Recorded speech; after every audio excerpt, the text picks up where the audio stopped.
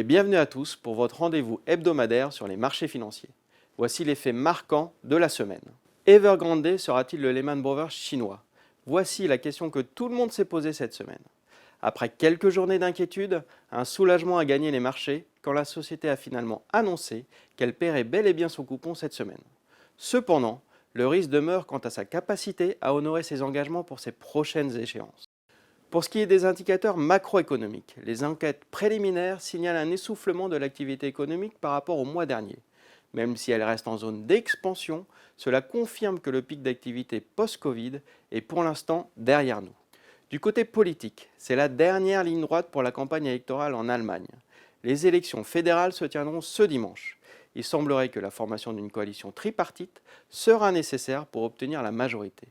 Les Verts ressortent déjà comme les grands gagnants car ils seront au centre des différentes possibilités d'alliance et devront donc pouvoir imposer certaines de leurs idées. Du côté des banques centrales, la Fed n'a toujours pas annoncé de réduction de son programme d'achat d'actifs mercredi dernier. Elle a néanmoins sous-entendu que l'annonce aura lieu sauf impondérable lors de la prochaine réunion début novembre.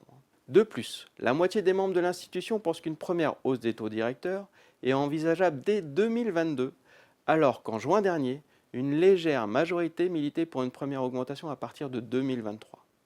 La Banque d'Angleterre a de son côté laissé entendre qu'elle pourrait procéder plus vite que prévu à un tour de vis monétaire dans un contexte de hausse des salaires et de flambée des prix de l'énergie. Sur les marchés des taux, l'aversion au risque suite à l'affaire Evergrande a dans un premier temps orienté les taux souverains à la baisse, retrouvant ainsi leur rôle de valeur refuge. Mais le discours des banques centrales avec des annonces beaucoup moins favorables ont fait remonter le niveau des taux à leur plus haut depuis plus de 2 mois. Après une forte baisse lundi, les marchés actions européens et américains ont retrouvé le chemin de la hausse avec une surperformance des actifs de la zone euro.